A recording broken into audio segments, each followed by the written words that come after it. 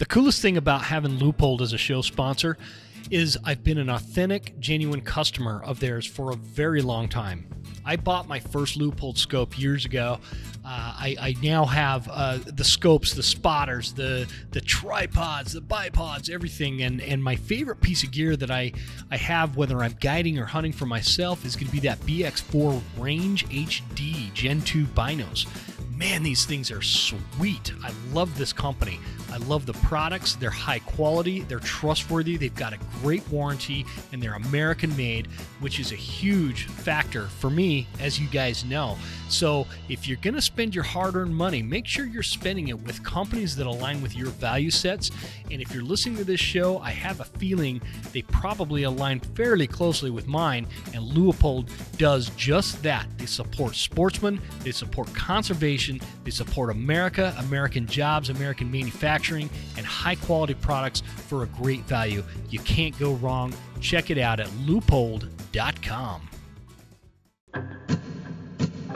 There exists a threat, from anti-hunting groups to politicians trying to give our land away, and we won't stand for it. Those vast western landscapes provide the space for our wildlife to thrive and a place for hunters and anglers to fuel the fire that sparks their soul. In this show, we share our love of hunting, fishing, and conservation. Here, we provide the foundation to meet these threats through passion and the grit of the American outdoorsman. Welcome to the Western Huntsman Podcast. Ladies and gentlemen, welcome to this episode of the Western Huntsman Podcast. This is Jim Huntsman, your host, coming at you from the Broken Tine studio right here in Northwest Montana. And coming at you with my good buddy Kevin Estela, a fan favorite return guest, bear hunting extraordinaire. Oh, actually, stop. I tried. Tried twice. How are things, brother? Oh my we God. tried twice. Yeah, we tried twice. We didn't do the 3 times the charm thing yet, but maybe at some point we'll figure that one out. Things are going great over here. You're coming from the Broken Tine, studios. I'm coming from like the Gear Explosion studios over here. I've been doing so much writing and product reviews and everything. Like, I feel like I'm gonna survive potentially, or maybe not survive, an avalanche of just stuff all around me. Yeah, if those bookshelves behind you are not like tacked into the wall, they might come at you, man. I like how you've got your 2 books, You like that? strategically placed right. It's perfect, man. They're kind of like, what are they called? Epaulets on like a Yeah. military uniform, like I'm flanked by my 2 books here. And then I was just going through your Beyond the Field book. I just had it right here. I don't know where the heck I put it. Anyway, sorry. yeah, so and then like I've got all sorts of cool stuff up here. Like I've got the first knife that my dad ever gave me, and I've got a knife that I wanted ever since I was a kid, and the first knife that I ever made with Scott Gospin. So like I got all sorts of like memorabilia here, and I've got this desk in my office, which I try to tell people like I write at, but the reality is I write in my living room with my laptop. What I really need to do with this office is just add more shelves so I can get stuff off my desk and put a big old comfortable chair in here. But I know what's going to happen. I'm going to fall asleep in my office and have nightmares of, I don't know, like bushcrafters and hunters and fishermen coming after me or something. Do you remember you gave me a knife when you came out here bear hunting? Was that a Winkler knife? Or that was a Winkler? Yeah, that was the mentor knife that I designed with him and we released in 2024. And it's gone through multiple iterations so far. There's currently been 9 different handles that I've offered. And the standard variation is one that you have with the black laminate. I'm not sure what I'm going to do in 2027, but for the 10th iteration of it, it's got to be something awesome, because man, there are guys that have collected and I'm cool with collecting. I'd rather see people like get out there and beat my stuff up and get it bloody and, put it through a piece of wood and build fires with it. But hey, if they're happy collecting, they're happy collecting. Yeah, man, you broke up for some reason. I think it might be my internet just a little bit there, but I think we're good. But I was going to tell you, I cut up an elk with that knife last year, and I should have like taken video or taken some pictures of it. But it was actually, by the time we found this bowl, it was dark, and I said this on the podcast, not, I don't know, a couple weeks ago, but I have like a ridiculous weird thing where I have way too many knives in my pack. And Yeah. I had cut up 2 elk a few days before this one from some other clients that had gotten that. It was that husband. I had a husband and wife team come out, and I took them out, and they both got a bull right next to each other. Both bulls were standing there. Husband shoots one bull, that bull goes down, and wife's looking at the other bull. She didn't have a rifle. I'm like, "Can you shoot his rifle?" And she's like, "Yeah, shoot that other bull. That's a great bull." And boom, she shoots that bull. So 10 minutes into opening day. And Wow. so that happened. And then my next round, he got a nice 6 point. Um, and that's the bull that I cut up with that Winkler knife. And I was super impressed with it because my other knives were still in my pack, but they were still bloody from the bulls the week before. And so I like, for some reason I don't feel right about cutting up, fresh meat and everything with a dirty knife. And so I pulled out that Winkler, and I was like, man, I'm just gonna kind of keep this one as my main one because it really did the job, man.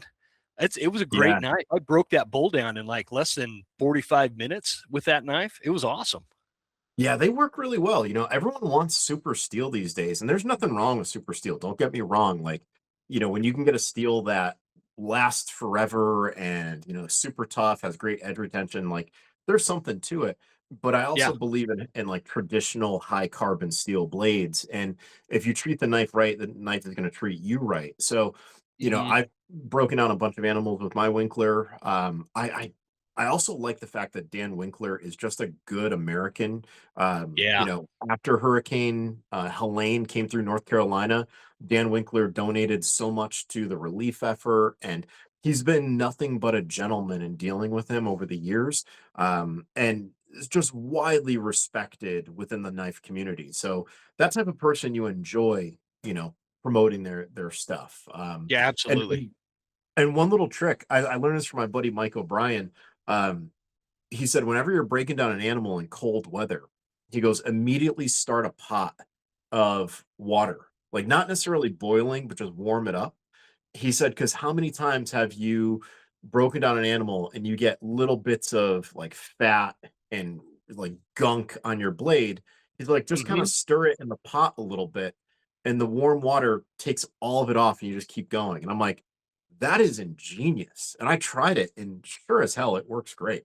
Oh, heck yeah, man.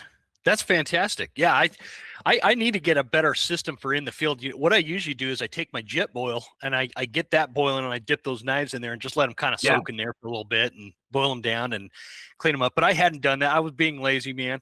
It's a lot. I don't ever want to do that again. It was so cool having clients get 2 bulls in one morning, but man, that was hours and hours and hours of work and breaking down. And I was just like, no, I'm not going to do this anymore. We'll just stick with one at a time from now on. Now, with that hunt, were you able to drive the truck up to the bulls, or did you have to pack them out? I was able to drive right up to those ones. They were on this private tract we were hunting, and I had to actually run this big long my toe strap, and I hooked it up to each bull, and I had to drag them back to the road, and then I was able to like finagle them with that strap onto this trailer, and that was the first and only time in my entire life I've ever been able to like drive up to a dead bull. It was pretty cool. Well, thank God for that, considering you had 2 to do. You can only I know, imagine man. how gassed you would have been if you had to pack out 2 bulls.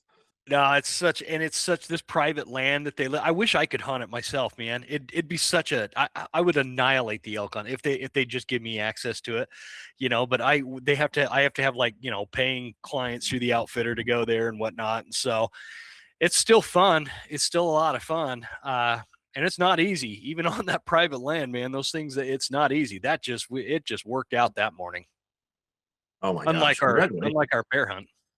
Yeah, but the bear hunt was still a lot of fun. I mean, I think the spring hunt was a lot of fun because of the fishing component, and Hmm. like there's just the experience of it. Like, granted, I would have loved to have taken home some bear meat, shipped a bear head, all that great Yeah. stuff, back to North Carolina. But I every once in a while I go back through my old phone photos and I see the photos of the trailer and I see the photos Yeah. of the fish, and just it was a blast. So What he's You talking know, about, for those of you listening, I had this cargo trailer that for my day job, and I took all my tools out of it and I put 2 cots in it, and it was like instead of setting up a tent, it just served as our tent. The only downfall is every little move you make, the whole thing just rocks like crazy. So I felt like I was keeping you up. yeah, well, I'll tell you, that was probably less annoying than when you woke up in the morning and you found that the mouse ate through your fly rod, I right? Your know. fly reel. Yeah. Yeah. I still have not replaced the line on that reel. I just been using my other one since then. Oh my God, that's been like 2 years. I know, but it actually, it was kind of a little blessing in disguise because I needed a re-outfit, and I figured out, I thought that was my good reel, and it wasn't. It was my old reel, so I don't really care about that one. So I re-outfitted my new reel, which was the one I replaced it with while I was there. And so that's, yeah, I got to get a new fly rod, man. You got any suggestions, or like, I've been looking at these Sage rods. I don't know what to get. Oh my gosh. I always say just look at what the guides are using because Mm, many times guides like they want their clients to have the best possible experience. So like they give them high-end rods, right? And it's a write-off anyway. So, yeah. you know, they need to find the rod that's going to blend, quality with durability with performance, right? So I mean, I would just recommend like reaching out to a handful of guides, being like, hey, what do you guys think? Or if anyone's listening right now and you guys guide Yeah. professionally, what do you think? Send it to what is it, Jim at thewesternhuntsman.com. Yep, that'll work. You know what's Look at funny, that. Look at man? that. Like I've hire me to actually do your PR and your public relations. I will, man. How we got to talk salary though. Okay. All right. Sounds good. No, Yeah. it's funny too because I am the fly fishing guide for our outfitter up here, but I use this old, it's not a Loomis rod, that rod that I had with you. I'm totally drawing a blank on the name. It's not like a super chintzy one, but it's not like a real high end Orvis or something like that. But man, I can slay fish all day with it. But it is time to upgrade, and I'm gonna spend some cheddar this time instead of going with the cheap ones.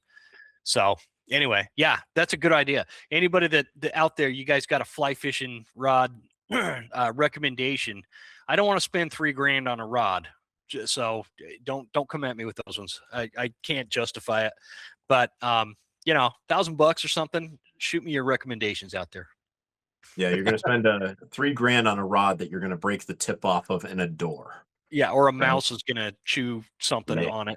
At least he just got the line and not the actual rod.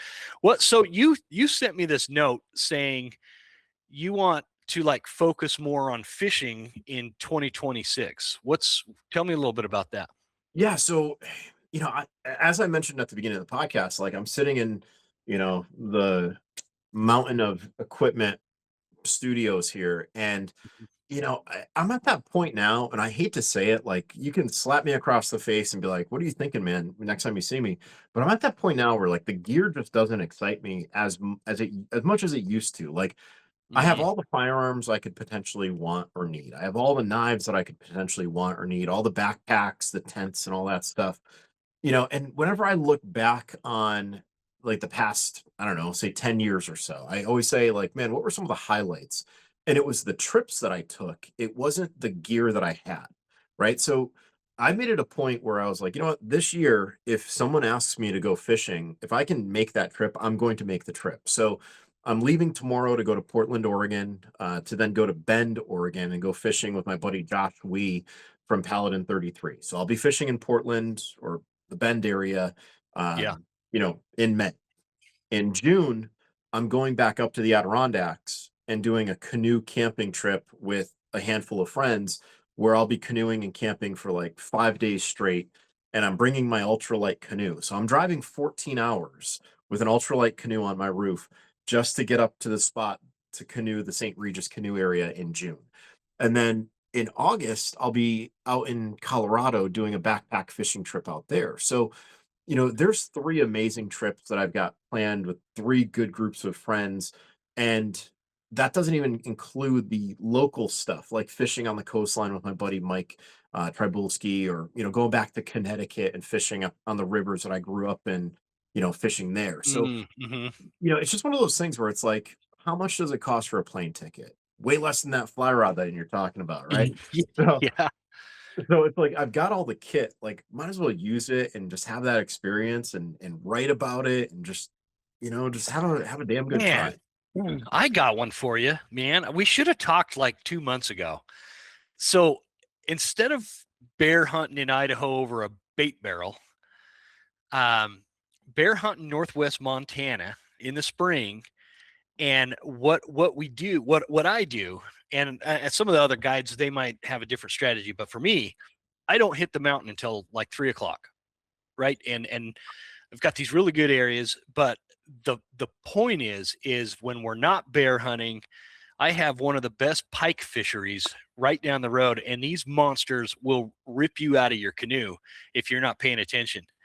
Like it's a great fishery. So that would be a fun trip if you came up here and spent like 4 days. We'll pike and bass fish in the day, and then come about 2:30, 3 o'clock, we'll head up to the high country where the bears are coming out to feed, and Wow, see what we can't do. Wouldn't that be fun? And we can that just would stay be at a my blast. place. We don't even need a tent. Oh my, yeah. So if it's closer, that's even better. Because I remember, Oh yeah. was it the first or the second trip? I think it was the second trip that we encountered that down tree and like Hmm. it was just nuts.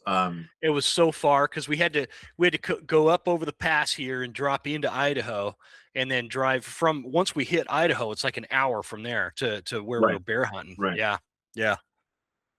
Which I But now, still have never told anyone that location, because I swore to you back then that I never would, and again, that's well, another thing that you could slap me across the face. You could actually probably bury me out in Idaho or Montana or wherever if I ever told someone that location, because I know that's your secret spot. well, it's yeah. I mean, it's still pretty secret too. Interestingly, I still have a camera where I put that bear bait. And the bears started hitting that like a month after you left, during the fall. But I was busy elk hunting, and so I never went and hunted it. And so when I went and pulled that bait barrel out of there, I checked the camera, and there was bears all over it. And there was a huge mountain lion that kept cruising through. I think I texted you one of the pictures of that. You did. But You this did. big old cat was hanging around there for about a week, and then I pulled that barrel out and got my camera, and haven't been back since. But anyway, yeah, that it'd be fun if you obviously and you're more than welcome to come up here anytime, man. And all you got to do is just get here, and we'll take care of the rest. It's Well, it's a I good time. appreciate that. And the non-resident bear tags for Montana, I think they're cheaper than the Idaho non-resident. I can't remember, but all of our hunters, we just tell them, hey, man, it's only like 150 or maybe it's 250. Grab you a bear tag, because and one of my bear hunter or archery hunters last year, not to bore you to death with a bunch of stories, man, but No, I like my all these. my buddy Rob that I guide with, he we had met up for lunch, and I had one of my hunters with me. Shout out to Dan, he's out of Utah. He came out, and we had lunch, and we kind of went our separate. Oh, that's what it was. Rob's hunter didn't have a bear tag, so a few minutes go by after we split up, and I'm taking my hunter up to this wallow that actually gets a ton of bear action, and but we were going for elk. He had a bear tag. Rob texts me. He's like, "Hey man, does your hunter have a bear tag?" I'm like, "Yeah." He's like, "I got a bear treed." I'm like, "Really?" And I'm like, "Where you at?" And he's like, "I'm just like right past where we had lunch." I'm like, "What are you talking about?" Okay, I went and grabbed Dan. We go cruising up and down the roads looking for Rob. Can't find him because Rob's so dang vague. When he says right past, he meant like 2 miles down the dirt road. He was going down the road. And it's a dirt road, Forest Service road. This bear runs across the road in front of him and goes 50 yards off the side of the road and kind of stands in some trees. Rob jumps out of his truck without a gun or anything, runs over there and picks up a stick and smacks this bear right in the butt with the stick and runs it up the tree. And the bear stayed in the tree until we got there, and my hunter got him. Wow. Just the ridiculous stuff we do, man. It's so much fun. That guy's got some serious cojones Oh to do man. that. Yeah, he's something else, dude. He really is something else. I've never met anybody like Rob. He's like, he killed a mountain lion by just beating it with a pistol because he ran out of ammo one time and the lion wouldn't die. And he's got all sorts of crazy stories. You'll never hear about him. He doesn't have like social media or anything. I've got him. I've had him on the podcast a couple times. And that's a damn shame. There are so many people out there who you'll meet when you go out to these, hunting experiences and, the local lodges and whatnot. So many people that you'll meet that have zero interest in social media or Yeah, putting things on YouTube or anything like that. And if they were to be at like more self-promoting, they would be the most interesting people in the world. They would have the totally. largest followings. Or they don't look the part. And because they don't Yeah, look the part, people won't watch them, but you really should be paying attention to them. yeah. Granted, they're not running around with like cleavage out or, tight yoga pants or anything like that. And I'm not talking about the dudes. Oh, I was gonna say, do you have a problem with my yoga pants and cleavage, or is that just, whatever? You didn't have a problem when we were bear hunting. That's true. That's true. You know, we Nah. gotta be careful when we talk about like cleavage and you wearing yoga pants and bear hunting, like Yeah, because yeah. bears are, well, whatever.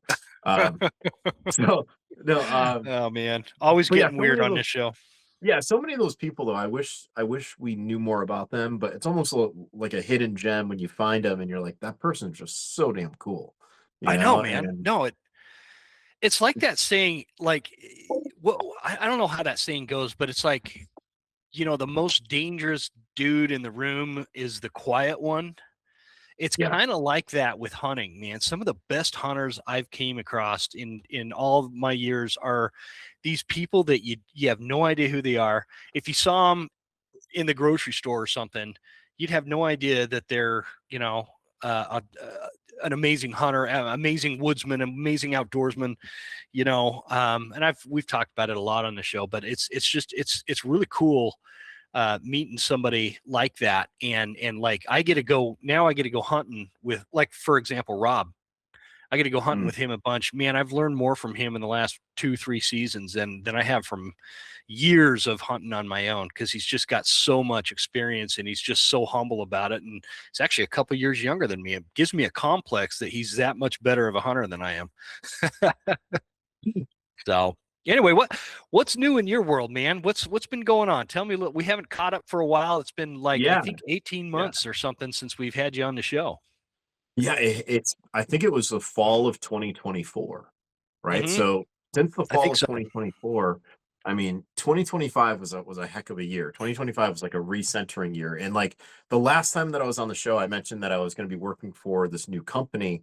Well, that new company didn't ever materialize. So I was Oh, like it, and I'm not throwing shade or anything like that. I'll just say that a couple of the key players took different jobs, and because of that, the focus wasn't where we thought it was going to be. So in gotcha. 2025, I was like, all right, how am I going to, figure out my way forward? And my friend Jason Nauer, who goes by Jason the Butcher, he has a television show on the Outdoor Channel. Jason was like, "Hey, I want you to come down to Texas and do an aoudad hunt with me." And it's for the I think the Independence Fund was the name of the company, and it's like a not-for-profit, sends disabled hunters, wounded hunters out into the field, Oh, cool. Okay. or veterans out into the field, and gives them these outdoor experiences. So we went down to Texas, just north of Del Rio, and I got my first aoudad, and I had a wild experience on that hunt. I'll tell you about that in a second. Yeah, I want Um, to know about that one. yeah, so then, throughout 2025, I filmed with Jason in Texas. We filmed here in North Carolina. We filmed out in Las Vegas at the Staccato Ranch, shooting Vane Comp shotguns. We did some filming out in Colorado when I taught a practical bolt action rifle class out there. So I did a lot with Jason, and I really upped my in front of the camera appearances. But then to make ends meet, I also started doing a lot more writing, and I started writing for Safariland. So the same company that makes a lot of the holsters that cops and the military use, they also have a blog, and I write between 4 to 6 articles a month for that. Oh, wow. Yeah, and it's cool because they give me a lot of flexibility, with what I write about, and those are fun articles that I can write in an hour, right? I can write a Sure. 1,200 word article in an hour. So I started doing that, and then I started consulting with Exotac. the company that makes a lot of the fire starters that are used throughout the bushcraft, the survival community, like literally the best fire starters you can find. So I started consulting with them and just What are those? What did you say that was called? Exotac, EXOTAC. I'm always well, you know that about me. I geek out with fire starters and that kind of stuff. That's why we get Well, along so well. I'm gonna have to send you a care package then, and you'll have to play with some of this stuff. Man, Um, I'll oh yeah, look at all this. Yeah, and they're fully manufactured and made here in the United States. You've got the the fire rod, you've got the Titan light. The Titan light's really cool. It's like a waterproof Zippo that screws open and closed, as opposed to Really? flips open. So like you could send that through the washing machine. Ask me how I Uh-huh. know, and it will completely survive. It's really cool. So I started messing around, working with that company, writing, doing more stuff in front of the camera, and I'm still working on finding additional clients to consult with. So there's Hmm. like 3 or 4 right now that I don't even want to say right now because I don't want to jinx myself. But I'm hoping that even if I get one of those 4, things will be very different, this year. So I didn't go backwards in terms of losing money last year, but I also I didn't make as much as I thought, but that's okay because I also knew that I was just refocusing, recentering, if you want to call it that, and Sure. just getting my feet back underneath me. And now that I have a clear vision of 2026, things are good. But they can always be better. I also Check it just need out. to Yeah. know sometimes when Yeah. when to stop trying to make it better and just enjoy what I have. Well, and for the listeners I didn't I just kind of blew right past it that might not know who you are. So for those of you listening, Kevin Estela, formerly with Fieldcraft Survival, is like my uh, go-to survival woodsman kind of guy. He's the author of Beyond the Field and 101. How do you say the name of the other book? 101 Skills you skills need you to need survive in the woods. the skills you need to survive in the woods. Both of those books are available on Amazon, and I highly recommend them. I've got both of them.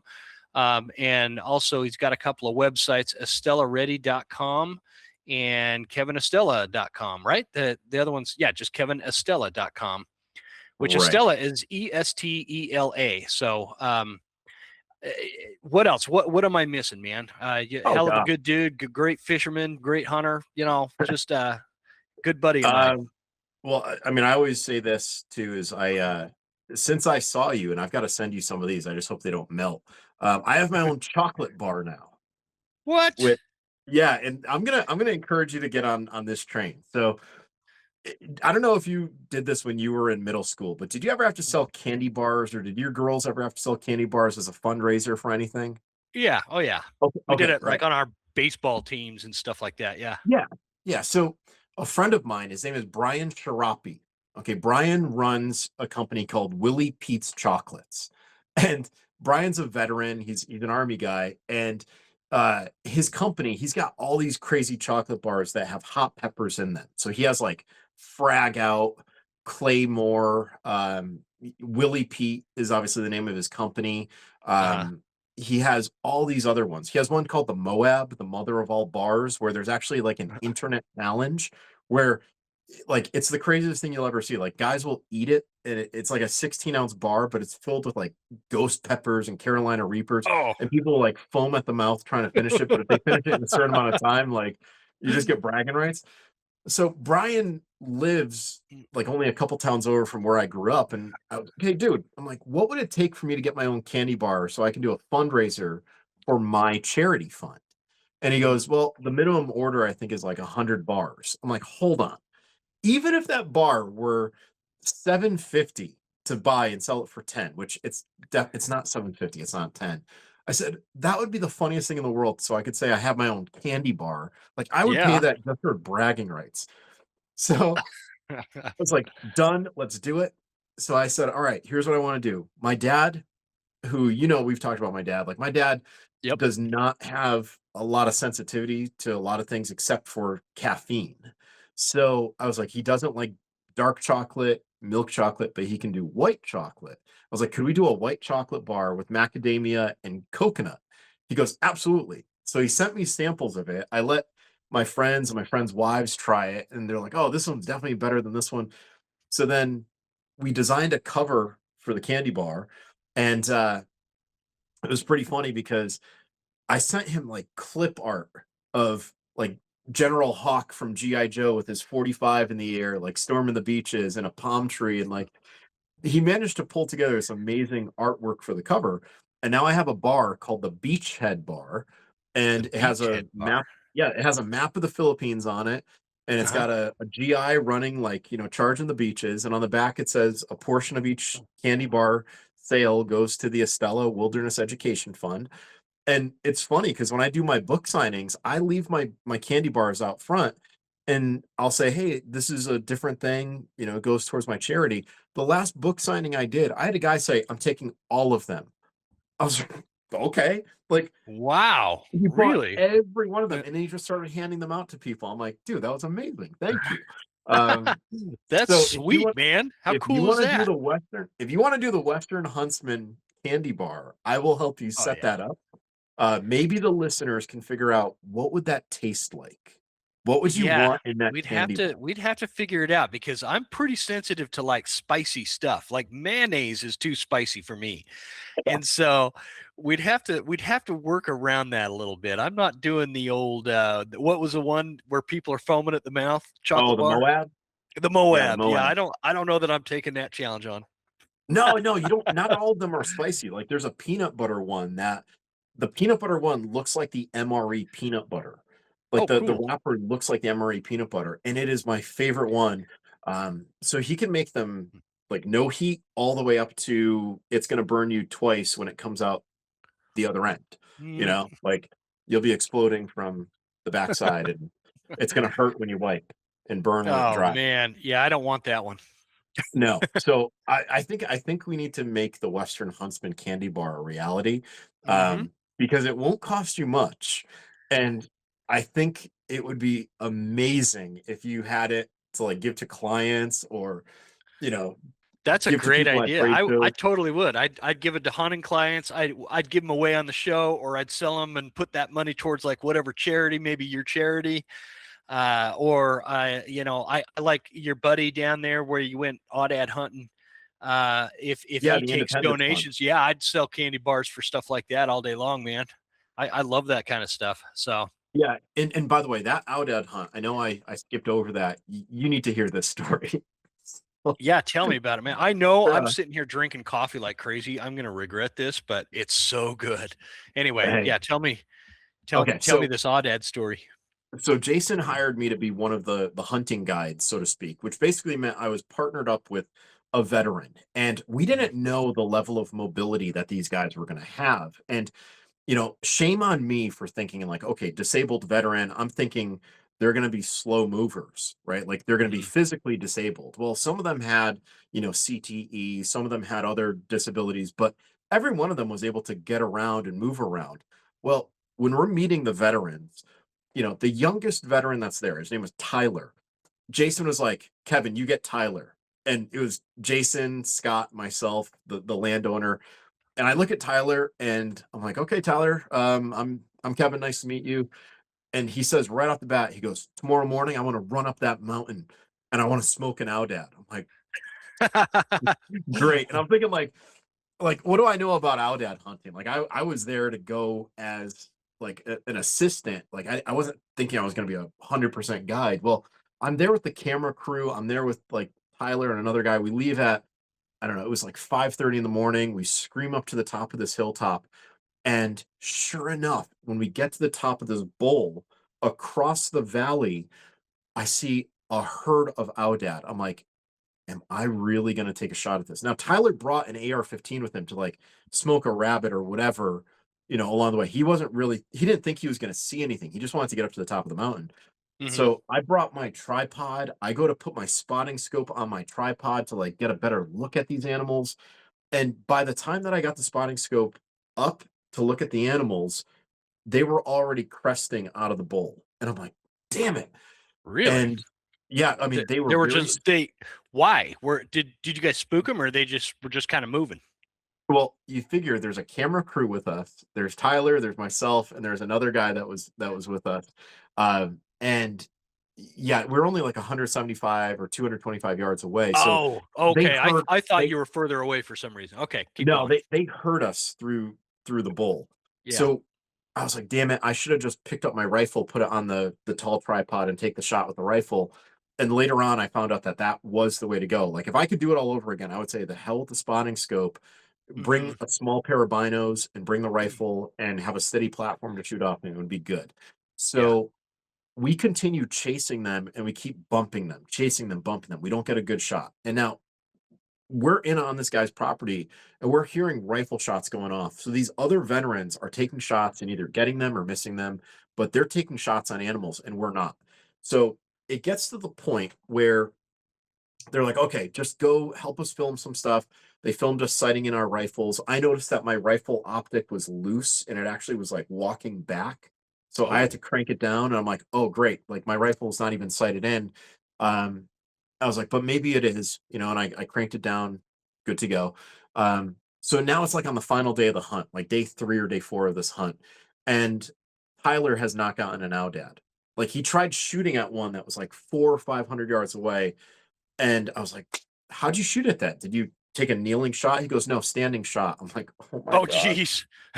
So, because we're in blinds and he's like, I'm what gonna be in this what one. what branch of service is he a veteran of? Do you know? Tyler was Army. Tyler was Oh, Army. okay. I was gonna say he was probably a dang Marine, man. Only Marines think they can just take a standing shot at an aoudad and at Well, 500 yards and tip them over. yeah, and like it was funny because like they put us at one point in this hunting blind, and it wasn't whitetail season, but these whitetail, I'm looking at the whitetail through my rifle scope, and I just kept going, like I could have taken countless whitetail on that hunt. They know when the season's not there. So on the final day, uh, the the landowner was like, "Hey Tyler, I want you to get an animal. We haven't brought any hunters to this one plot of land we have." He goes, "Let me walk you up to a spot that I think they're going to be at." And this guy, to his credit, he parked us at the base of a hill. We walked all the way through a whole bunch of like hawthorns and like nasty, sharp vegetation that Hmm. tore up all my stuff. And then we waited on top of a ridge line and we're overlooking another bowl with like little hilltops inside the bowl. And I'm set up there. I've got my tripod. I've got the most stable shooting position. I see Tyler. He's ready to rock and roll. And sure enough, we see the horns of the aoudad, and they're making their way through the brush. So I'm like, oh yes, yes. So this one animal is like 165 yards away, and I'm like, Tyler, when it stops, shoot it. So I'm covering my ears. Boom, he drops it. And this animal, it looked like you just turned the power off. It just fell right in its place. It's staring up at the sky. It's cooked. Oh, And that's I'm like, perfect. yeah. So I was like, Tyler, I'm like, wait. And I see another one coming. So I'm like, if this animal stops, I'm taking the shot. He goes, okay. So now I am as steady as a rock. Like I am so damn confident in this shot. Like I've got a bag underneath my arm. I've got the rifle on a tripod. Like Hmm. I could hold a penny on the front of my suppressor. Like it was so steady. This animal stops. I press the trigger and I hear Tyler yell, "You missed high left." And I'm like, Oh, the so I crank around, I take it off the tripod, I send another one, I crank around, send it off. I fire like 3 rounds at this animal, and I know that I miss it the last 2 shots, but I was just so frustrated, and call me hmm. whatever you want, but I was so frustrated. I was like, "I gotta I've take my done shot." that. Yeah. Yeah. So we get down there, we get Tyler's animal, and I'm like, "Hey, just for giggles, Tyler, I wanna look to see if there's any blood where I shot mine." So I'm looking, and I'm like, I don't see anything. And I strike out 10 yards and I do a circle in all directions. And I find one drop of blood. And I'm like, Oh. Tyler. And then I do it again. I go like another 5 yards and I go all the way around and I find another drop. Now I've got a line, but the third drop, I'm like, where the heck is it? It was on the vertical face of a rock. So if I was right on top, I wouldn't see it. I had to get low, and I saw it hit the side of a rock running up this hill. And I'm like, Tyler, I hit that animal.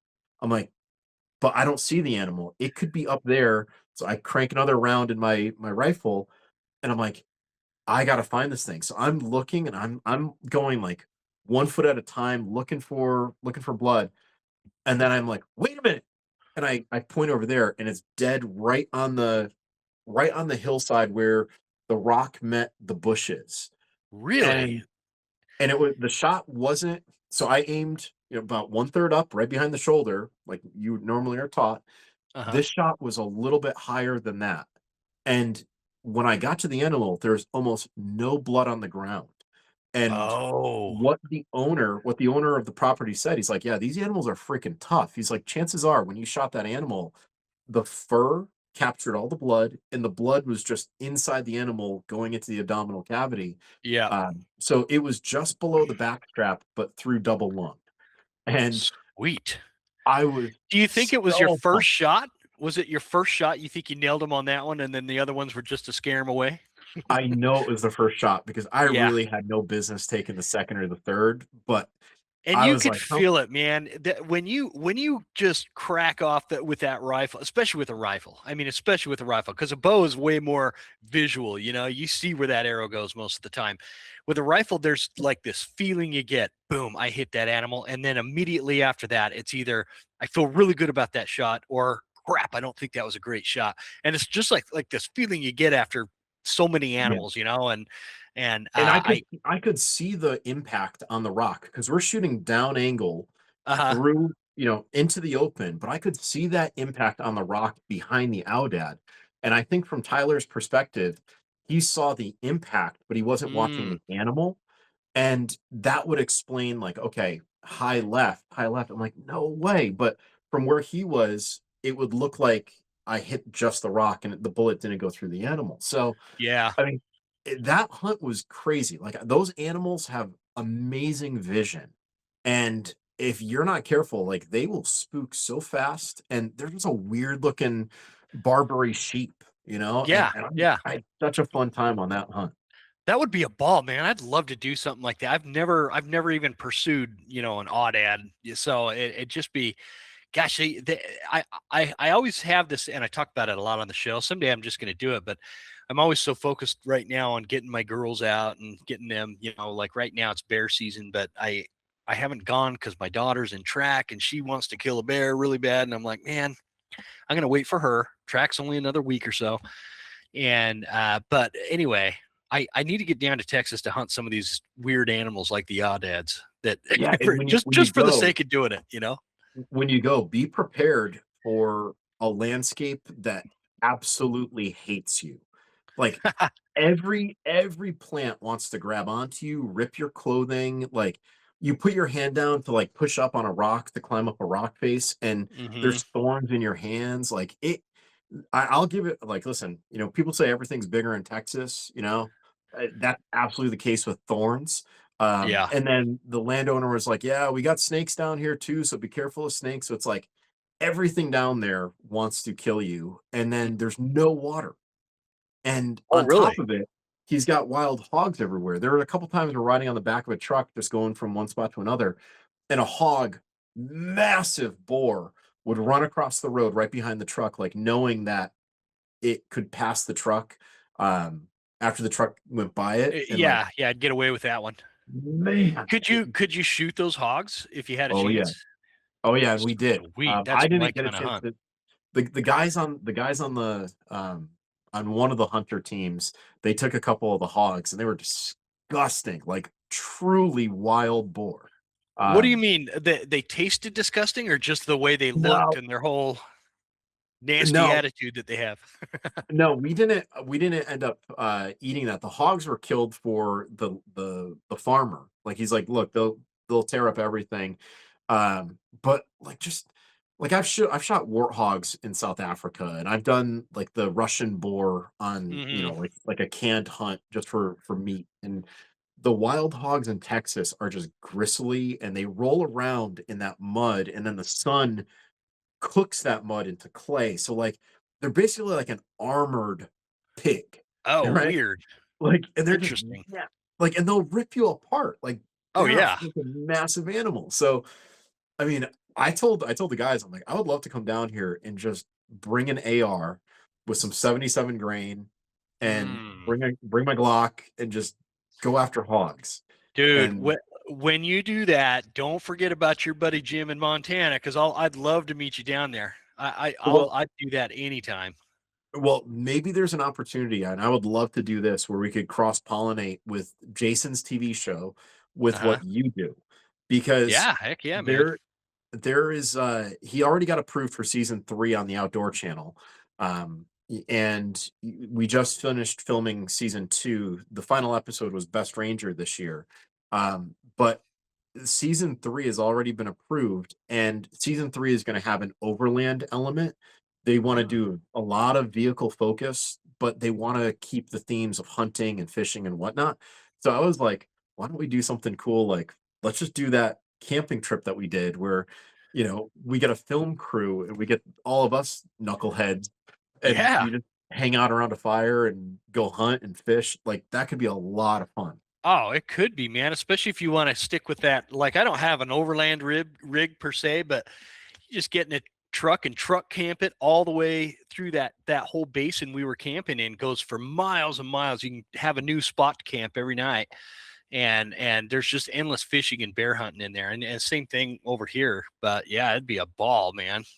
Yeah, and we were talking about like the trends in the industry, and like I was telling Jason that not everyone has $100,000 for an extra overland vehicle. So you make Right? do with what you have, right? Yeah. And I was like, one of the trends is why don't we just do like budget stuff where it's like, hey, let's get a bunch of guys together like we did in high school. Whoever has the vehicle that can make it down that road, that's what we throw all of our crap in. And Mm-hmm. like let's do things the way that the average person does, not just the fantasy, version of ourselves where it's like, oh, here's a $250,000, Sprinter van that you'll Yeah. never get a chance to use.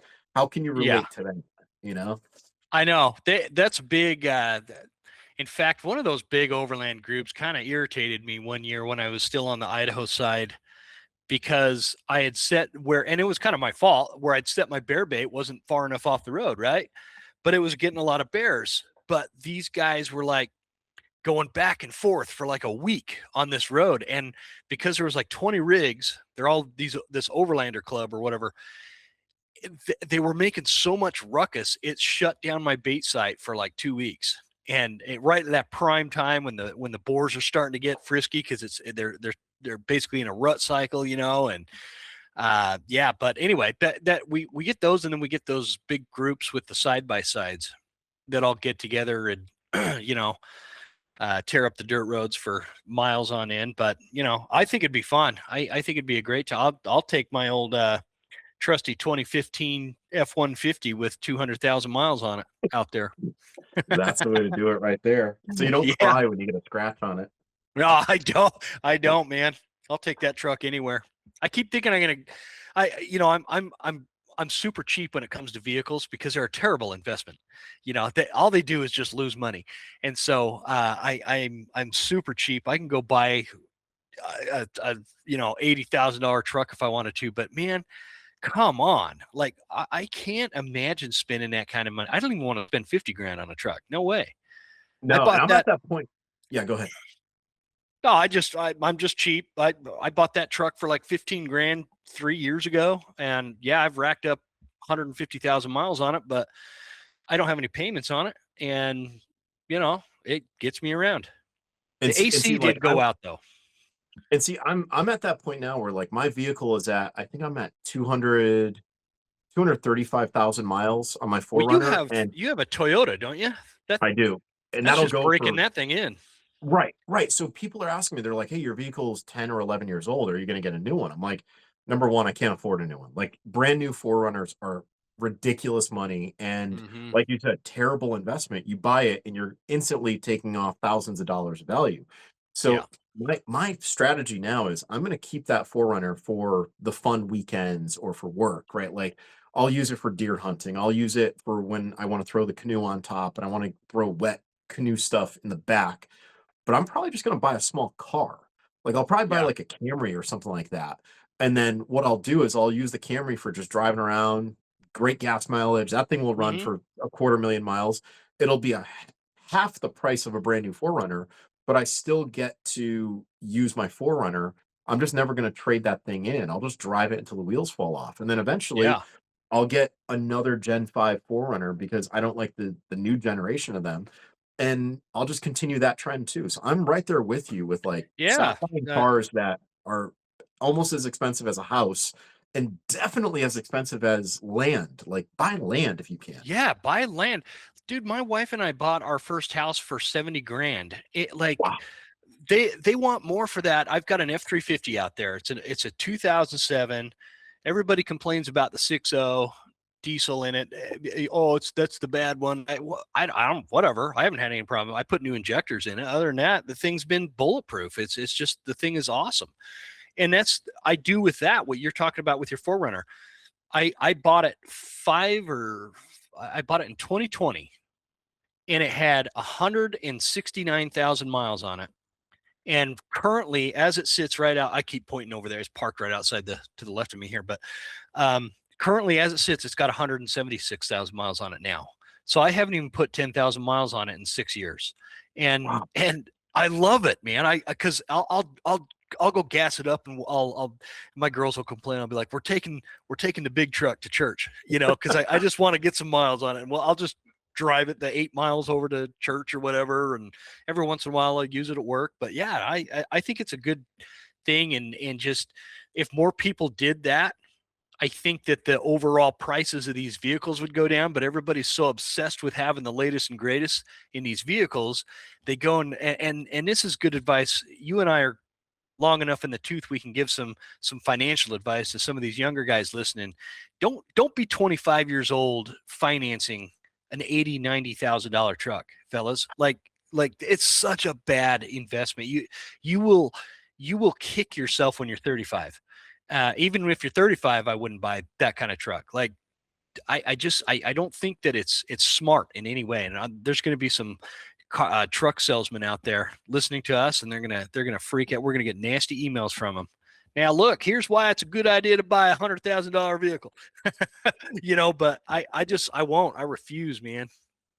Yeah, I would rather, like I said, have a small car that I keep Yep. clean, that I use for, when I do my trips where I don't need an SUV. Like if I'm going back and forth to the airport, I'm on the highway, right? If Hmm. I'm going down to Florida to teach at the powder room, that's all highway traffic, right? Like if I'm somewhere where I know that I'm not going to get any type of snow or mud, that's what a car is for. So I'm Yeah, cool with exactly. that, and I'll keep, like I said, I'll keep the 4Runner and I'll get that thing dirty. Like I think we need to create a new hashtag, like old trucks are better than new trucks, or They old trucks are. hashtag old trucks, rock, or dirty trucks or ugly trucks, whatever. Yeah. And someone will complain about that one. Oh, they totally will. And it's not. I mean, my old man bought this brand new Chevy pickup a couple years ago, and it's got the the Duramax in it, and it's great truck, solid truck. But man, he's probably dropped $10,000 in repairs on that thing. I'm like, Dad, didn't they sell you some warranty because it was brand new? And he's like, well, they always find a way to get out of paying for the warranty and whatever, and he got some of it covered, but it's just I don't know. It's just such a scam. It makes me feel dirty or something. Yeah, Thinking highway about robbery. spending. It's highway robbery. Just like Pardon the interruption, but let's take a quick break to hear from our sponsors. I only look for a few things when it comes to a hunting pack. And I've run a lot of different packs over the years, between my time in the military to when I was a kid running around the mountains with that Vietnam-era Army-Navy surplus one I bought, to all the packs I've had now, some very high-dollar ones to some very cheap ones. There's a lot of things I like, but the things that are important to me is it needs to be water-resistant, it needs to be good at load-bearing, it needs to, help prevent that sweat that builds up between your back and the actual pack that drives me crazy. And it needs to be functional. I like to have the proper pouches and a good belt pouch. And things to set up and like accommodate the way that I like to hunt. Man, I tell you what, the Mystery Ranch has achieved all those things in both packs that I have between the Sawtooth 45 and the Sawtooth 65. You can also get the Beartooth 85 and the Marshall 105 depending on how much time you want to spend in the backcountry. I couldn't recommend this pack more. It's super functional. It's great at packing meat. It's great at packing everything that I need for the day, whether I'm guiding or if I'm just hunting. It keeps the water out. Super functional pack. Couldn't recommend them high enough. Check it out at mysteryranch.com/mysterium and let them know the Western Huntsman sent you.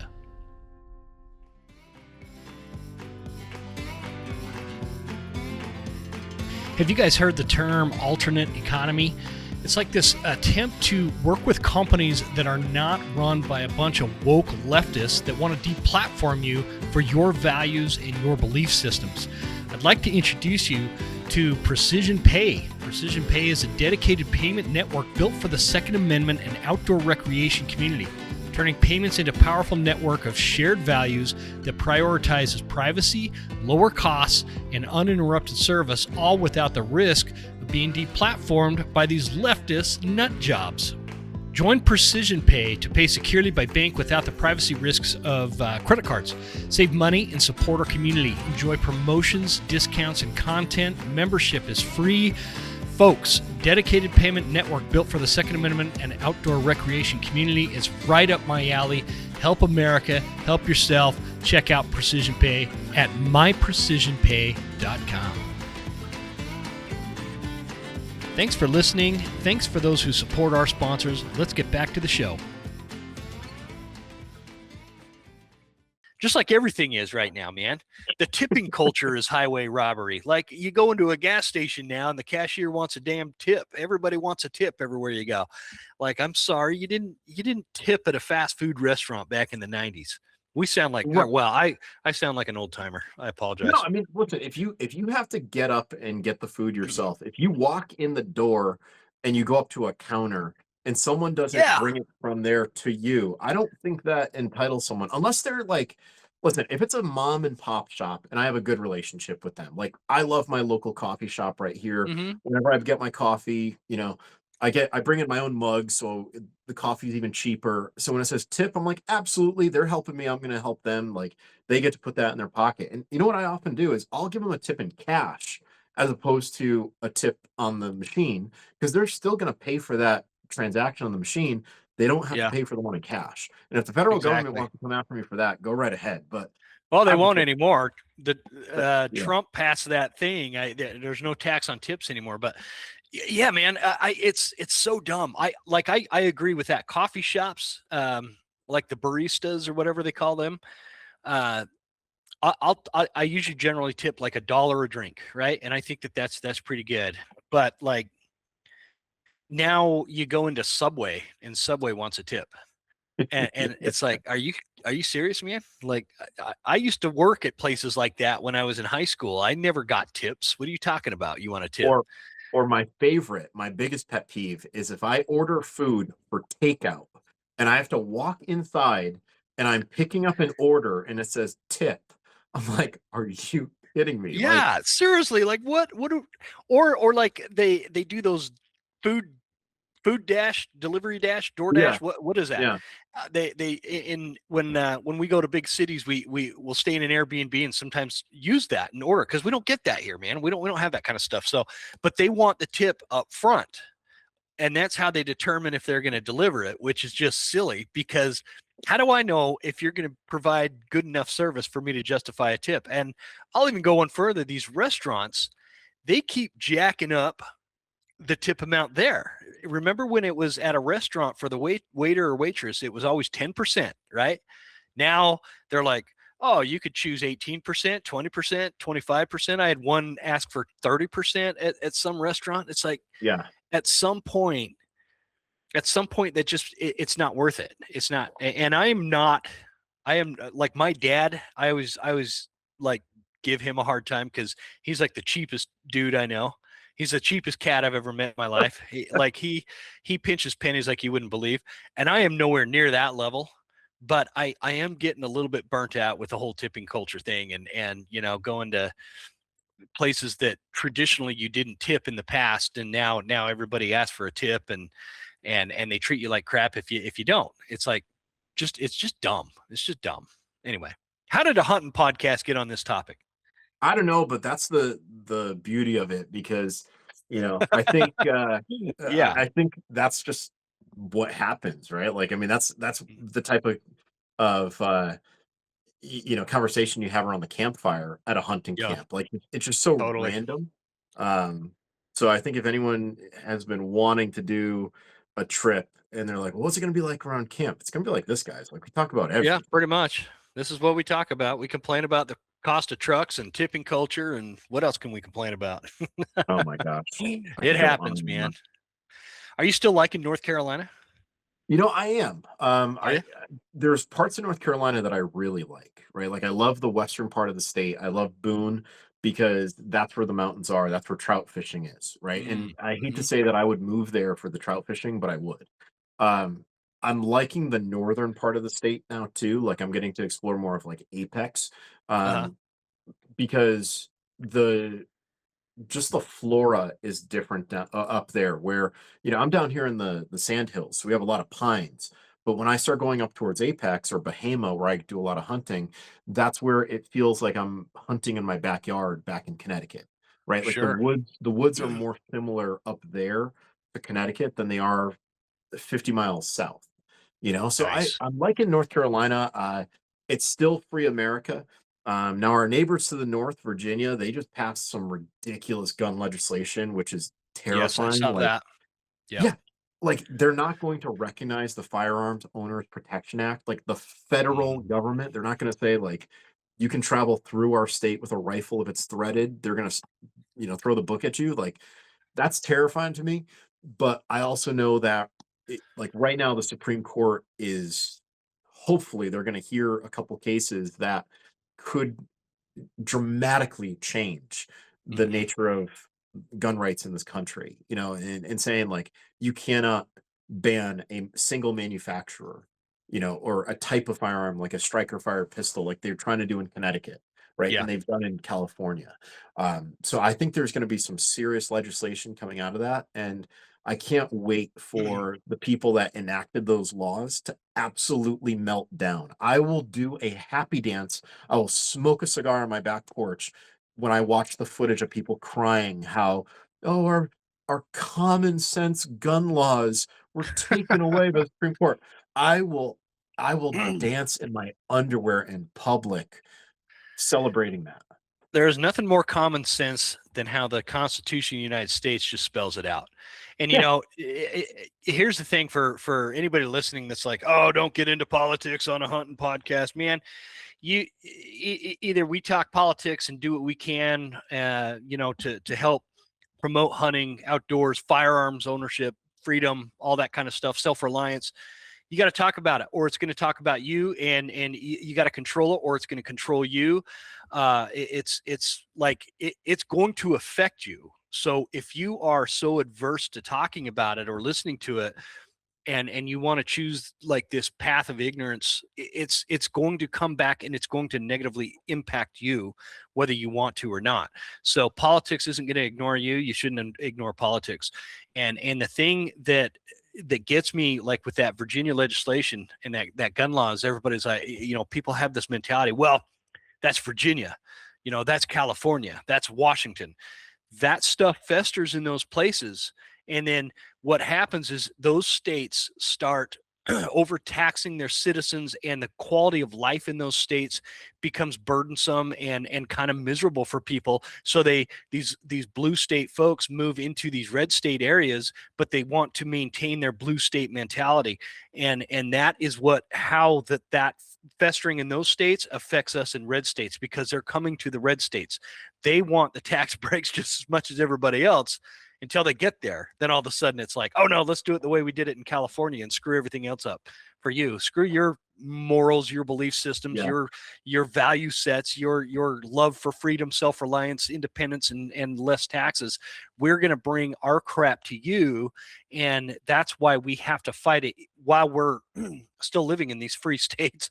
Like, we have to fight that stuff because it will come back. So to your point, when that kind of stuff comes up, we should all start speaking up and doing what we can to help those our fellow sportsmen and our firearms owners in like places like Virginia. And there's a lot of that kind of shenanigans going on in Washington. Because if we just remain silent, it's already creeping into our society everywhere. But if we remain silent, it's going to affect it to a point where our kids will not experience the same freedoms that we enjoy today. Because like, I'm not as free as I was back in the late 90s when I left for the Marines, and well, that's a bad example. You don't have a lot of freedom when you're in the military, but you know, that's a different, separate issue.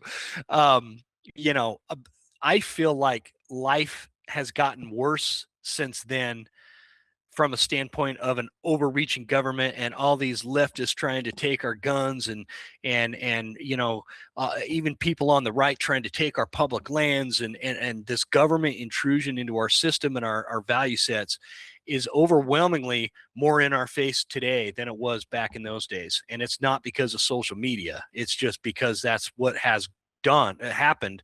And it's man, it's a problem. We could do 3 hours of podcasting on that topic right now. I don't think I have that much hate in me right now to really go into my Yeah. distrust of a lot of things that are Yeah. happening in society. Like, let's just have one more though, just for giggles. Throw it at me, brother. Have you been following all of the fear right now about hantavirus? Yes, I've been Okay. watching that. Yeah. Come Like, on, folks. I think that people are going to try to make hantavirus the next COVID. They're attempting it. You know, I've gone camping, I don't know how many times, where I know, we were talking about it earlier, there are mice around your camp. It doesn't Everywhere. mean you're going to get hantavirus. But people are saying like, oh, well, if it gets aerosol, and it's like, you talk to a lot of different doctors and they're like, you really have to be in super close proximity to mice for that to happen. And it's not transmitted from, you know, this person to that person. So like, I mean, I think people now are becoming very, very sensitive to that government intrusion when it comes to health, you know. Absolutely.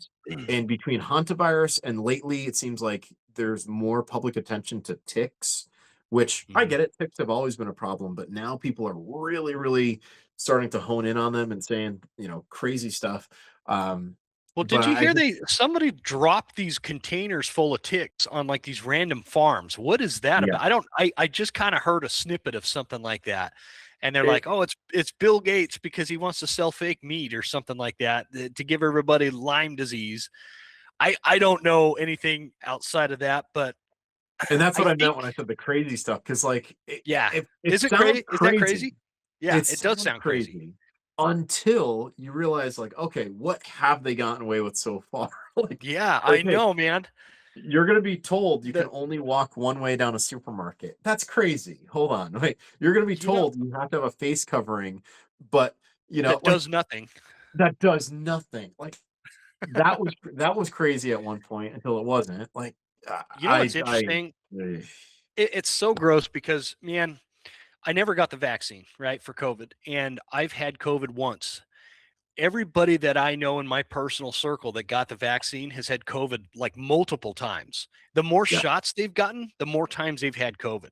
And the issue with the way that the government went about the coronavirus, the pandemic, and what they shoved down our throat and what they politicized to the general public. The problem with that is when an actual destructive, legitimate pandemic does hit, yeah. nobody's gonna. It's like nobody listened to the boy who cried wolf. They're going to be crying wolf, and everybody's going to be like, nah, there's no wolf, and the sheep are all going to be dead the next morning. That's exactly what the government created with their destructive reaction to a virus that is marginally worse than a common cold. and now like you and I we're laughing about this hantavirus things. Like guys, the hantavirus has been around forever. This isn't a new thing. If you've got like an old garage and you got a bunch of mouse poop in there, you don't want to go sweeping all that up and breathing that in if you're in an area that can get like hantavirus. Like where I live, there's never been a case of hantavirus. But you go to like Utah or New Mexico. What was that actor that just died of hantavirus last year? I think it wasn't Gene. Was it Gene Hackman? Really? And That's what you yeah, passed away? yeah, Oh, they man. found him in his house. Let me make sure I'm saying that right, man. So while you're looking that up, I think the flip side of the coin is, there are going to be people that will say like, well, I survived COVID. I could survive the next pandemic. Well, what if that next pandemic isn't one that is soft and cuddly like COVID? What if it's one where we're bleeding out of our eyes and our ears and like we're melting, Yeah, like, yeah, so I think a serious the one. I think the extremes are what you want to avoid, right? Like you want to Yeah, exactly. avoid being overly confident, and you also want to avoid just saying, well, like screw this. Like, listen, if there's a legitimate threat, I'm going to pay attention to that legitimate threat. Um, Exactly. but I'm Like also not going to, reasonability. yeah, Reasonability. yeah. Yeah, Um, but I think the problem is when people put too much faith in the government, like, oh, they've got the best answers. No, they absolutely. don't. And Trust dude, the science. that goes both ways too. Like real quick, Gene Hackman died of a heart disease, but his wife, who died basically at the same time they found both of them, died of the hantavirus. So it was in their Wow. house. But anyway, it goes both ways, dude. From a standpoint, like my little brother hates Trump with a passion, and he knows I voted for Trump, but he thinks that because I voted for Trump, that I am like Trump's campaign advisor or something like that. Like I don't, I like that TDS thing is super real. My little brother has it, the Trump derangement syndrome. He gets so fired up. The problem is TDS goes both ways. There can be too much like, oh, Trump can do no wrong. Like, no, that's not AD. I don't agree with everything Trump does or says, and especially the shit he tweets. But that doesn't mean that I'm not like a reasonable dude. Like I'd vote for Trump tomorrow again if the election were tomorrow. But that doesn't mean that I am like this sheep that thinks that everything he does and says is the gospel. That's not the case with me. If I could sit down and if I can get him on this podcast, I would debate him on certain things that he's doing because I totally disagree with it. And so it doesn't matter if it's coming from the right or left. They both can attack the sanctity of what the freedom of the United States is designed to do. The left just has a tendency to be more in your face and aggressive about it. And so, that's, I don't know where I was going with that, man. Yeah, and I'll tell you, But my feeling about Trump is it's summed up in what I heard a political commentator say one time. He said the reason why people like Trump is that he's not from the establishment of, pedigree of politician families where like, mhm, there's 12 Kennedys out there, or there's a whole bunch of this, a whole bunch of that. Like he's a disruptor, right? And I don't necessarily agree with all of his messages, but I like the fact that he's disrupting what has become so corrupt.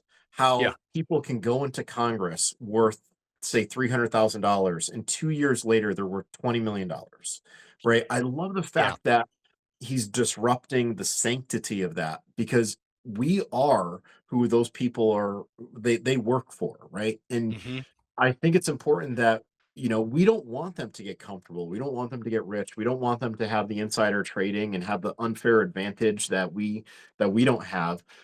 So I like the fact that he disrupts that. I don't like his delivery. He's not yeah, polished like you would want a statesman to be, right? Like I think of, who would I want to be the president of the United States? It's like, well, I'd want someone who, when they stand up there, you're like, I'm proud of that person because that person commands respect. They're a gentleman or a lady, I don't care, man or woman, right? But they do it in a classy way that I'd be like, wow, that's like a parent speaking to the nation, right? yeah. Trump doesn't Ronald necessarily Reagan. have that. No, Trump does not have that, man. And But like I said, yeah, it's just go ahead. cool. It's cool seeing him disrupt Yeah. who's already out there, And I totally agree. The only thing I would say is along with that disruption, at this point, it's time for some consequences. Like, Mm. why is Ilan Omar, however you say her name, suddenly worth $30 million, but nothing happens to her? Like, nothing happened. Like, did you see where she got fake attacked by somebody squirting water on her or whatever at that weird press conference? That weird, super odd whole scenario that played out. Like, and everybody just kind of was like, "Oh, that's weird." Anyways, move on. Like, no. Yeah, totally not You staged. set that up. You set that up, and there should be freaking consequences. And all this Somalian fraud and the Medicaid fraud out of California and all this stuff. It's time for like actual real consequences. Heads need to start rolling. That's I think my biggest frustration with the Trump administration right now is like, he's like, oh yeah, we're gonna drain the swamp. Okay, well, you've kind of exposed a lot of the swamp. Now let's see some consequence. Let's see some action. Let's see some things. Let's see some heads rolling, and actually see some real consequences get handed down, because these people in whether they're in this shadow government thing, and that's another thing that came out of COVID for me, man. I was not really a conspiracy theorist, but the conspiracies that have come to fruition have made me a conspiracy theorist.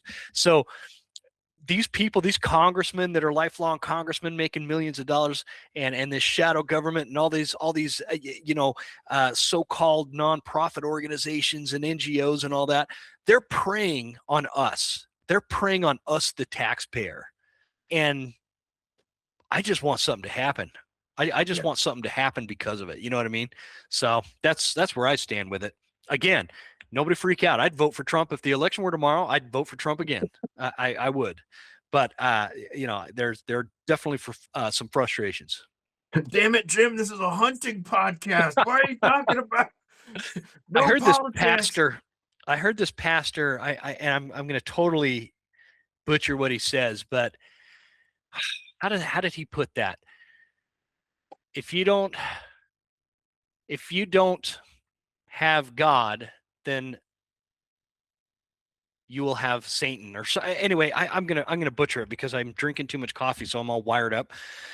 The point is you have to expose this stuff and talk about this stuff and be involved, because your lack of involvement in politics and the discussion of it does not mean that there will be a lack of consequences to you.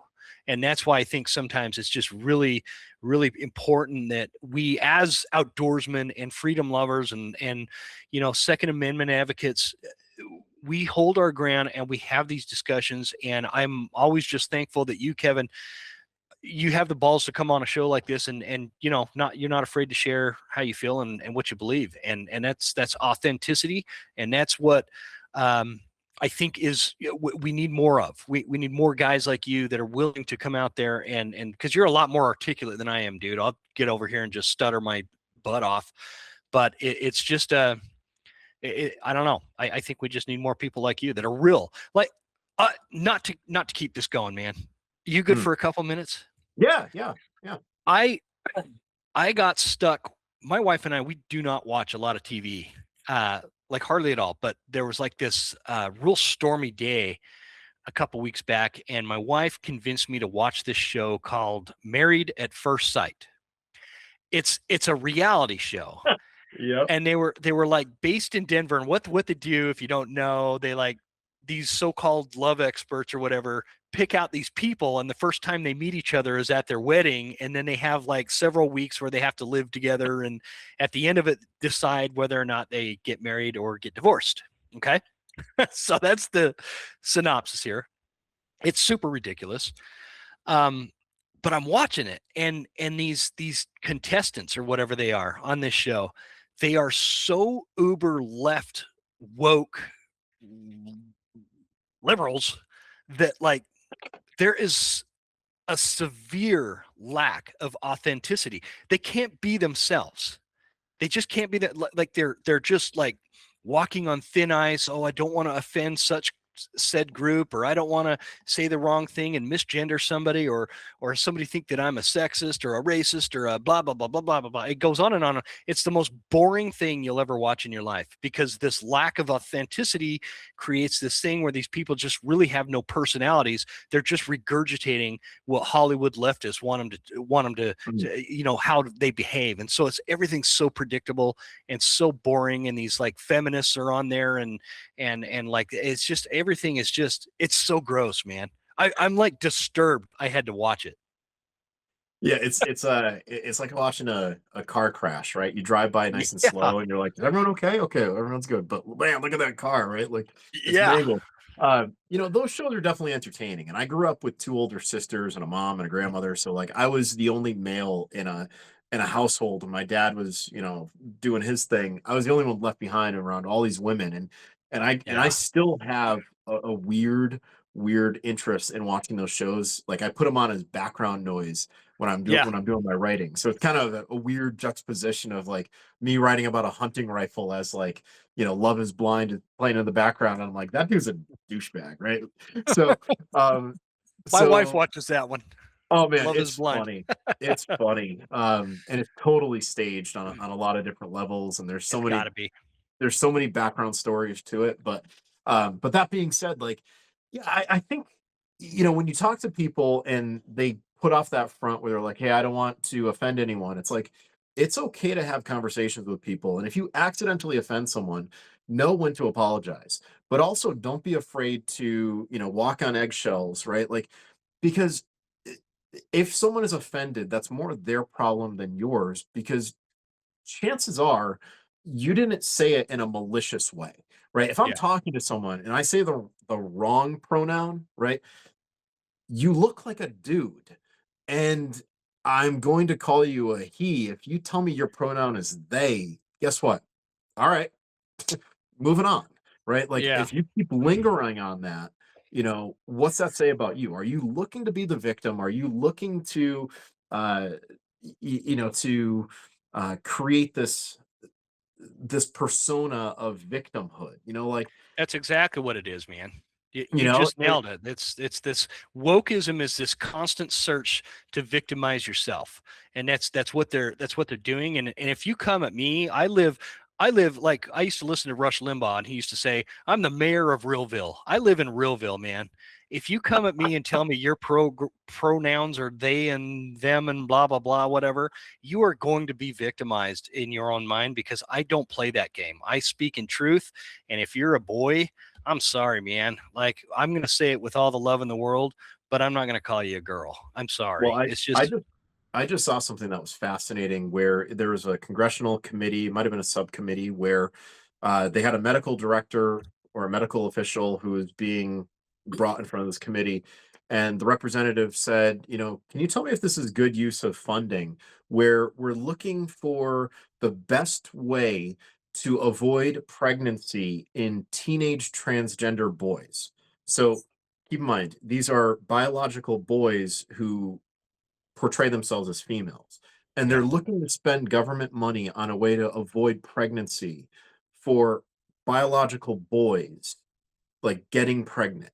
yeah. And this guy was like, can you tell me if this is a good idea? And the medical official was kind of like, well, I think it's important that we have a baseline to say. It's like, baseline has been proven for Yeah. all of humanity. Like, a boy is not going to get pregnant. It So is a very silly study to spend our taxpayer dollars on. Or, they could put that money towards protecting public land. They could put that money towards, youth education for firearms to avoid, school shootings, take the temptation out there. But hey, let's spend it on something to make people feel good. Put that money into, schools in which they can better secure each classroom. So if a school shooter does start breaking out, opening up shots, there's something they can do about it, and they're not just sitting ducks. Why do we spend money on that? We also there's like tax money being spent on prisoners that are actively incarcerated to have a sex change operation. It's like, I'm like, between that and the Somalian fraud and the Medicaid fraud and all these other stupid initiatives that our government spends our tax dollars on, I'm like ready to start a a group where it's like, I'm refusing to pay taxes until you stop doing this stupid stuff with my money. And Yeah. that's how our government was set up. But instead now we've got career politicians, and it's a mess, brother. Anyway. Yeah, that's a sovereign citizen movement that you're talking about. Like, Yeah. people want to regain their sovereignty. They want to rely less on the government, and they want to limit the interaction with the government, right? Like, hey, you can participate in this, but because you participate in this, you have to give us taxes or pay. So it's like, no, I'm going to take care of that on my own. Therefore, I don't need to pay that. Like, Yeah. that's an actual movement, the sovereign citizen movement. Now, there are people that take it to an extreme, and then there's the principle, which I believe in more of the principle than following Yeah, it I'm a 100%, principled. I don't mind paying taxes because I use the highways. Exactly. Yeah. I go to the VA hospital sometimes, but the VA thing is the only thing that the government actually gives me. Everything else is me giving to the government, and that's where it's like, I run my own business, and when I'm writing those checks out for taxes, it's pretty unnerving when I think of like this Somalian in Minnesota, or where are they? They're in like Detroit, uh, cashing in millions of dollars with an IQ of 89, illegally taking my tax money on a fraudulent system, when I'm over here working my butt off, wondering how in the world I'm going to pay this quarter's taxes, because the revenue's just not there, because I'm paying currently $5 gas, and metal prices are through the roof, and shingle prices are through the roof, and my labor costs have gone way up. It's like, you know what I mean? It's like that's frustrating. And I think that that kind of frustration is shared by a lot of Americans that normally are not frustrated with that kind of stuff. But there's been so much exposure, again, due to the Trump administration, what you were talking about earlier. He's able to disrupt a lot of this, and it's coming to our attention. And there's a lot of people that are like, man, I didn't realize that I was getting taken like this from our own government. And I just think that, yeah, I think it's time that something does need to happen with that. Something needs to happen. There needs to be consequences. It needs to be more exposed. People need to start going to jail. And honestly, I feel like a lot of us should get a refund on some of our tax dollars. Like, why did I just pay for that? What, seriously, the billions of dollars that you've spent on transgenders and Somalian fraudsters, where's my refund?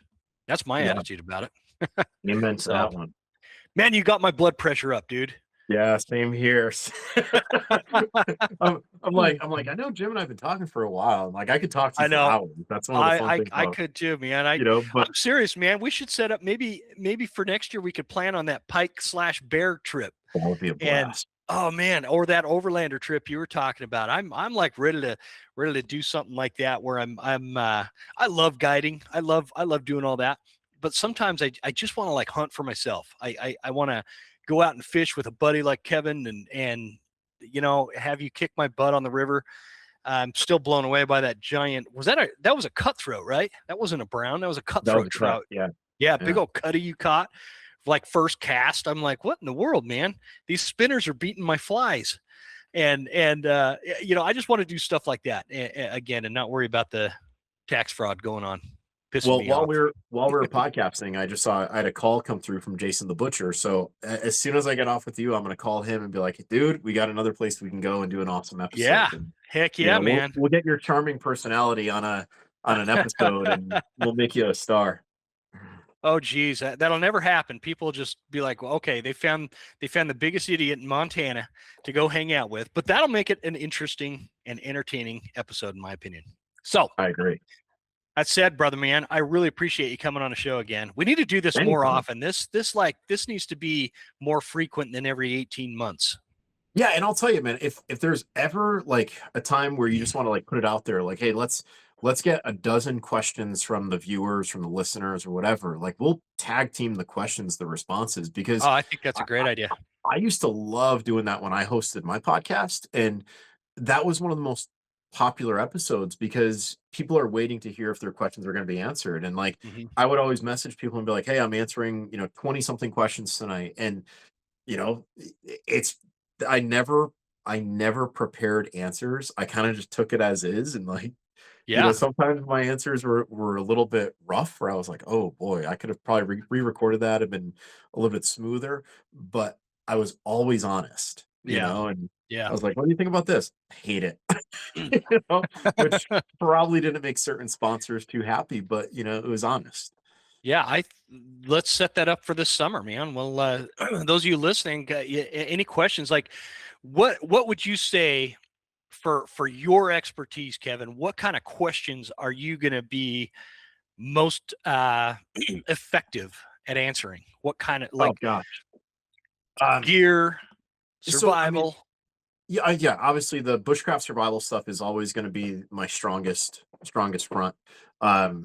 Gear wise, I am a gear junkie, right? And I can talk gear stats, specific details, like left and Mhm. right, and I can tell you not just the what but the why, right? So if anyone wants to know, like, hey, well, what ammo do you like for this pistol? What do you think is an effective this? It's like, I got you, right? Um, but then I'm also cool with just answering stupid questions like, hey, in the movie Apex with Charlize Theron that's on Netflix, which by the way, I hated that movie when it first came out. I rewatched it. I actually like it better now. I've never Um, seen it.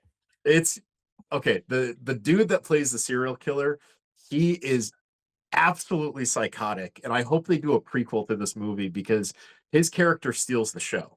Um, What is that like show called? it's Apex? called Apex. And Okay. there's a song by the Chemical Brothers that it came out like 15 years ago, 12, 15 years ago.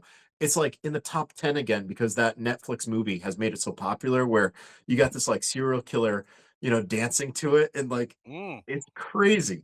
Um, Okay, so I'll any check that out. pop culture references, survival gear, equipment, skills. Obviously, I wrote the book on skills for survival skills. So I'm happy to talk about like, hey, you should focus on this before you do this or whatever. Like whatever, guys. I'm happy to answer questions. I will never blow smoke. I'll always give you guys a straight answer. Did you hear that episode I did with Aaron Snyder where we got into a little bit of a little bit of survival stuff? He's he's No, I gotta. he's pretty good, man. He knows his stuff with that. Aaron's It- legit. He's yeah, he's it was a good conversation, man. I really enjoyed it. I didn't know that you had him on.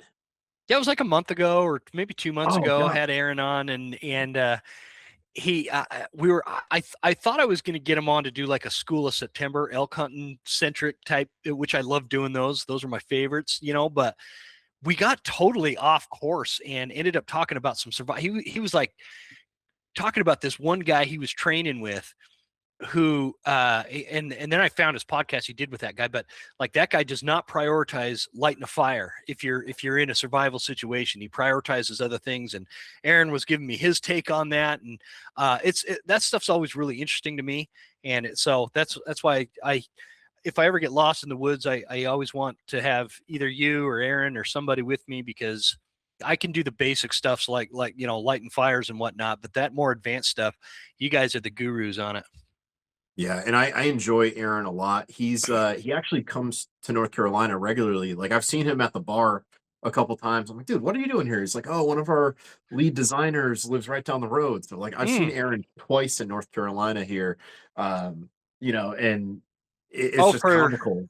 for primitive, born primitive Yeah. So gear. Yeah, he's yeah. like when I mean he's in North Carolina, he comes to a location. I won't give it away, but like he's 5 minutes down the road from me when he comes here. Oh, nice. So yeah, That's so cool. we've caught up a couple times when he's been here, Yeah. and he's always a fun one to chew the fat with. Next time you see him, give him a wedgie and tell him it's from the Western Huntsman. Oh God, Right are there you in the kidding me? bar. No, I'm kidding, man. He might piss him off. Yeah, and he's got some pretty legit clients, with the guys he guides, Yeah, with their military pedigree. I'm not going to tick off any friend of those guys. I don't recommend it. I'm No. totally kidding. No, that's awesome, man. That's cool. That it'd be a cool. I'd love to get like you and Aaron on the same podcast, and me asking as the total layman asking survival type questions, and you guys bouncing that off. I think that'd be a great podcast because you guys just are so passionate about it and so skilled with it that it would like really come together on that one. So maybe we should work on that. I'll hit Well, him up. we gotta do the Western Huntsman rendezvous up there and get a whole bunch of listeners Totally. and people out there. Yeah, we should and do a whole class. We were going to do that. Circumstances with the outfitter have changed. We got to build a new lodge, and anyway, that's a long story. So as soon as that new lodge is built and we have a place for people to actually congregate, we're going to set up some classes. I'd love to have you do like a survival class and that shotgun course, because you do some. Tell everybody, by the way, the courses that you do offer, and we'll wrap it up that way. Yeah, sounds good. So if you guys are interested in any training, you can just go to my website, estelaready.com. That's where I have links to my Winkler knife. I've got links to, my books, as well as the land navigation classes that I have coming up. And I'm doing a pocket survival kit skills course. So basically, Ooh, like I see that one. you're going to use small components to tackle large problems, right? We're going to collect, treat water, build fires, create shelter, signal for help. You're going to see some things that you can carry in your kit that are realistic versus stuff that's fantasy. I've That's also in been teaching. Whiteford, Maryland. Yep, Whiteford, Maryland. Sweet. I'm also teaching defensive shotgun through Obsidian Spear Group, which Obsidian Spear Group is sponsored by Born Primitive. So again, small world. I'm the defensive shotgun instructor for OSG. I'm also stepping into the pistol realm. It's kind of Very cool. it's one of those things where I kind of have to hold back my blushing, considering like the guys at OSG are all former Delta, and when they're like, "Hey, Kev's a pistol instructor with us," I'm kind of like, I am not worthy. Like, you guys are freaking amazing, and you've done amazing things. Like, How and I cool is always say that? like Come on. best man for the job, and like I've taught with them as an assistant instructor, but I always let like Eddie or Rick be like the primary. But when they're like, "No, you can run a class on your own," I'm like, I'm not worthy. So yeah, I That's teach awesome. pistol and shotgun with them. And I'd be more than happy to do a class like that out in Montana, Wyoming, Idaho, whatever.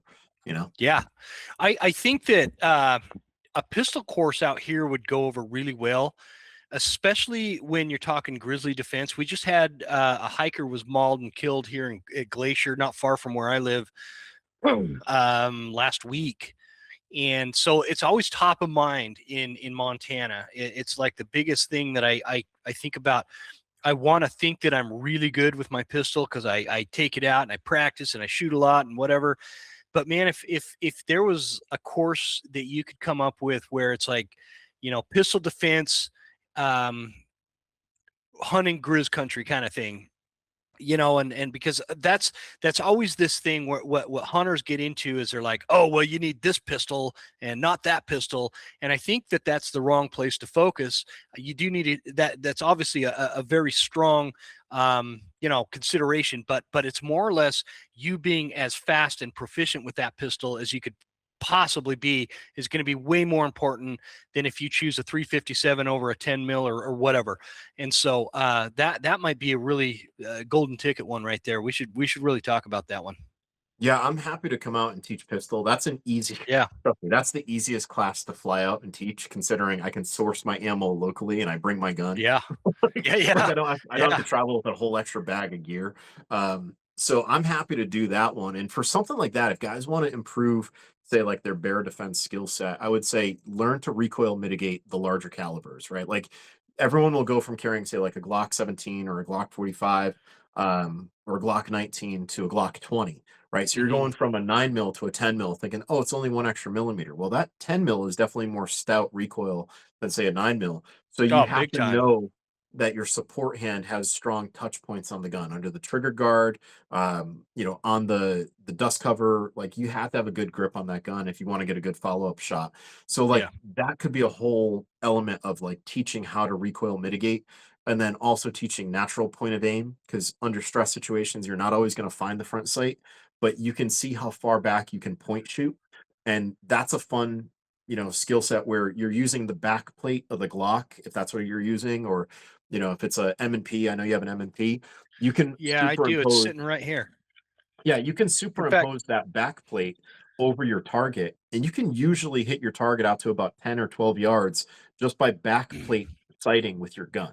And if you are running a red dot, you basically do the guillotine method on a human silhouette, but you can also use the guillotine method on an animal, where you put the top of the red dot just underneath the head and it drops everything into the torso out to about 12 yards. So when people say like, oh, when they're like, oh, I need to see my sights in order to take a shot. Well, that's not true when you're shooting from retention.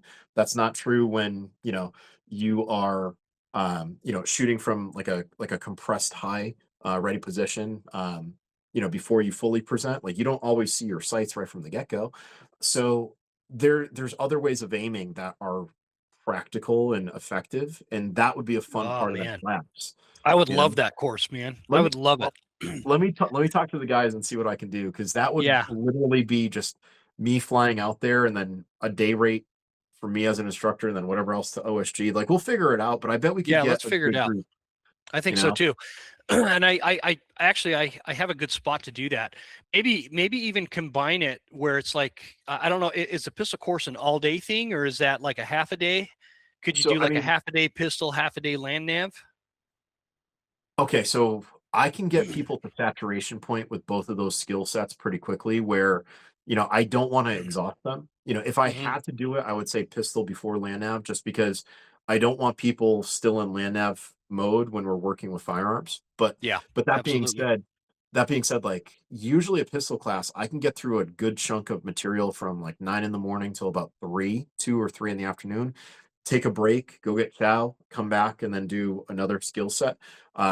Because I'm assuming that the people that would be going to these classes, they've already taken a safety class, but maybe not a marksmanship class. Hmm. And I can run people through drills, I can coach them, and that's really what I do best is I can see how you're performing and I can walk you through how to perform better as a coach, right? And Okay. then on top of it, like I'll demo everything that I do. I'll never teach something out of theory. Like I'll say, hey, watch this. We're going to take a walk back to 25 yards, 50 yards. We're going to put shots on target. And I want students to see that if I can freaking do it, they can do it. It's just Yeah, I yeah, man. practice. Okay.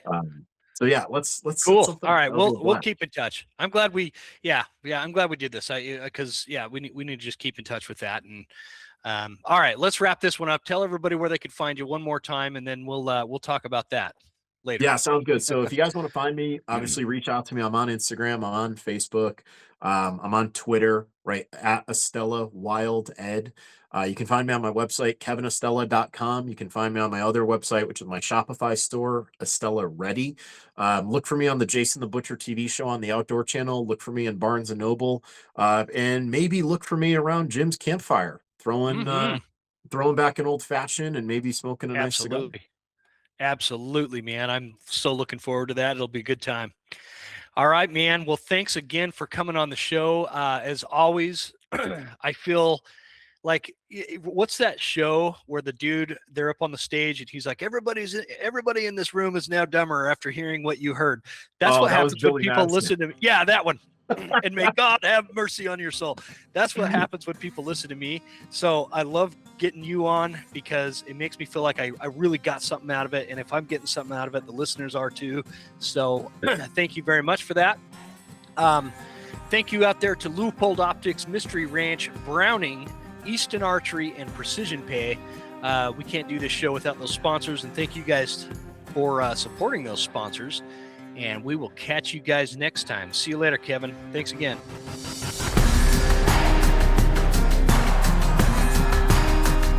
You made it! That's the end of the episode. Thank you so much for tuning in. Please make sure you're following us on Instagram at The Western Huntsman and write us a good review at Apple Podcasts. Thanks, guys. See you next time. Stay Western, and I'll see you on the mountain.